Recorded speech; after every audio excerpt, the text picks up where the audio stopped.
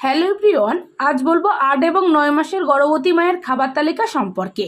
কোন ধরনের খাবার খাওয়া উচিত এবং কোনগুলো খাওয়া উচিত নয়, সম্পূর্ণটা জানতে পারবেন। তবে অনুরোধ করব ভিডিওটা সম্পূর্ণ দেখার জন্য।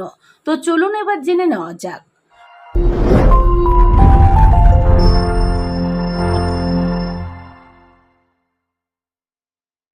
অষ্টম মাসে গর্ভবতী মায়ের জরায়ু যথেষ্ট বড় হয়ে যায়, যার ফলে পেটে অতিরিক্ত চাপ পড়ে, শরীরে ক্লান্তি এবং ক্লান্তির লক্ষণ দেখা দেওয়া শুরু করতে পারে। তাই আসন্ন প্রসবের সম্মুখীন হওয়ার জন্য গর্ভবতী মাকে নিশ্চিত করতে হবে যে তার শরীর আদর্শ অবস্থায় যেন থাকে।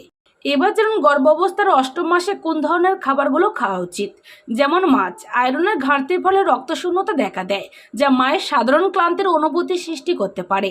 মাছই আয়রনের ঘাটতি দূর করে। মাছে আরও গুরুত্বপূর্ণ পুষ্টি আছে, যেমন প্রোটিন রয়েছে।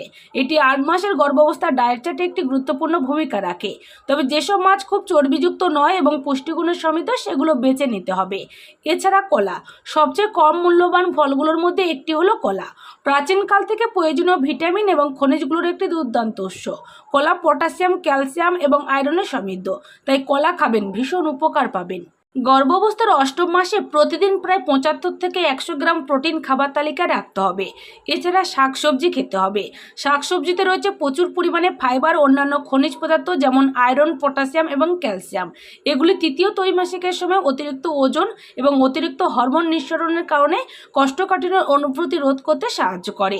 গর্ভবতী মায়ের 8 মাসের গর্ভাবস্থার ডায়েটে এগুলো একটি দুর্দান্ত সংযোজন, তাই গর্ভাবস্থায় অবশ্যই শাকসবজি খাবেন। তাছাড়া ছাগলের দুধ বা ভেড়ার দুধ এগুলি এড়িয়ে চলুন, যদি এটি পাস্তুরাইজ না হয়। গর্ভবতী অবস্থায় ছাগলের দুধ খাওয়া খুবই বিপজ্জনক, কারণ এটি টক্সোপ্লাজমোসিসের মতো মারাত্মক জটিলতা সৃষ্টি করতে পারে।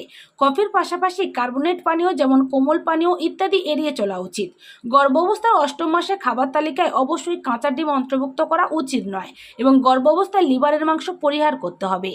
এবার যেন 9 মাসে কোন ধরনের খাবারগুলো খাওয়া উচিত।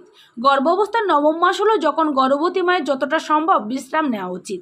এই পর্যায়ে শিশুর বিকাশ প্রায় সম্পূর্ণ, কিন্তু গর্ভবতী মায়ের খাদ্য নিয়ে সচেতন থাকতে হবে।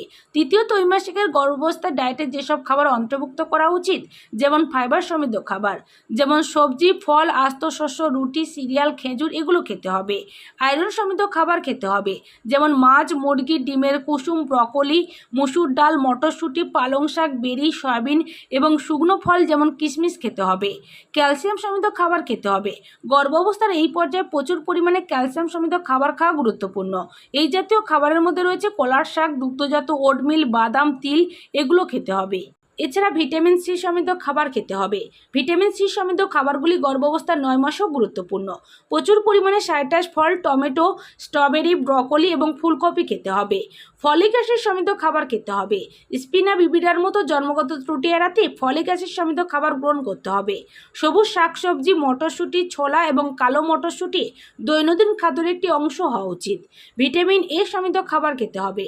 গর্ভাবস্থার এই পর্যায়ে পালং শাক, গাজর, মিষ্টি আলু এবং ভিটামিন ই এর অন্যান্য সমৃদ্ধ উৎসগুলো ডায়েটে অন্তর্ভুক্ত করা উচিত। এই অবস্থায় গর্ভবতী মায়ের শস্য এবং পুরো শস্য রুটি প্রতিদিন 6 থেকে 11টি খেতে হবে। এছাড়াও খাদ্য তালিকায় প্রতিদিন ফল 2 থেকে 4টি রাখতে হবে। শাকসবজি 4টিরও বেশি রাখতে হবে। দুগ্ধজাত পণ্য 4টি। প্রোটিন সমৃদ্ধ খাবার 3টি থাকতে হবে। হাইড্রোজেনের জন্য প্রতিদিন ন্যূনতম 2 লিটার বিশুদ্ধ পানি পান করতে হবে। আপনার গর্ভাবস্থায় অ্যালকোহল সম্পূর্ণভাবে বর্জন করা গুরুত্বপূর্ণ।